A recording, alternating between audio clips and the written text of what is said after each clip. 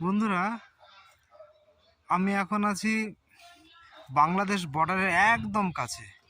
ওই যে সর্ষে ক্ষেতগুলি দেখা যাচ্ছে, তারপরে ঘরবাড়িগুলি দেখা যাচ্ছে, তারপরের একটা জায়গা আছে দূরে, তারপরের একটা জায়গা আছে, ওর পরে হচ্ছে বর্ডার। ও যে দূরে, ওই যে গাছটা দেখা যাচ্ছে, তার পিছনে একটা পাড়া আছে, তারপরে হচ্ছে বর্ডার। দারুণ জায়গা। এই যে সব পিকনিক করার জন্য আদর্শ জায়গা এগুলো। দারুণ জায়গা, দারুণ জায়গা। রাজহাঁস কিনতে এসে সাইট সিন দেখে আমি অবাক হয়ে গেছি, এত সুন্দর জায়গা।